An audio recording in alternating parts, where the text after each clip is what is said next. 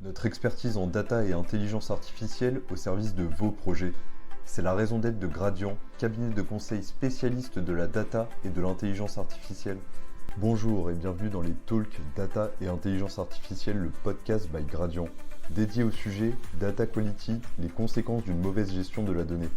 Et pour cela, nous recevons Walid Mara, expert en data gouvernance au sein de Gradiant.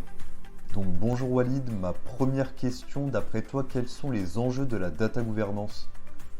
Alors pour moi, les enjeux de la data gouvernance sont dans un premier temps d'instaurer un cadre de référence connu et accepté au sein de l'ensemble de l'organisation et qui vont permettre de définir la nomenclature des données, la durée de vie des données et également les processus de collecte de ces données.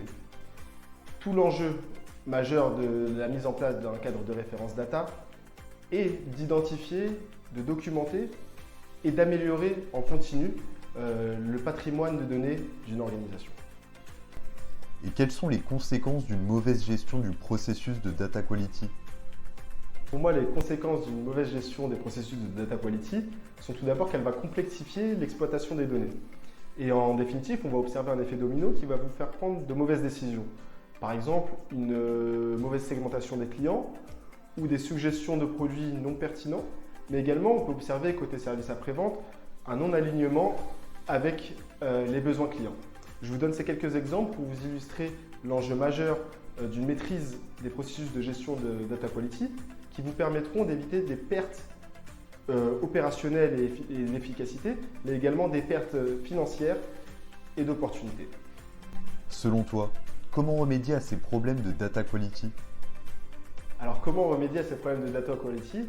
Déjà dans un premier temps, le simple fait d'analyser et de comprendre vos données constitue un premier point d'une démarche d'amélioration. Et ensuite, il est très important d'auditer et d'analyser votre existant tout en nettoyant vos bases de données, dédoublonnage ou analyse de vos sources de données. Ensuite, dans une organisation où les volumétries de données sont conséquentes, il faut prioriser vos données. Généralement, on priorise nos données selon le besoin métier ou sinon pour répondre aux demandes réglementaires. Dans un troisième temps, après avoir priorisé vos données, il faut mettre en place des exigences de qualité de la donnée. Et pour finir, mettre en place des instances de gouvernance de la donnée vous permettront de mettre en place et de suivre les plans de remédiation.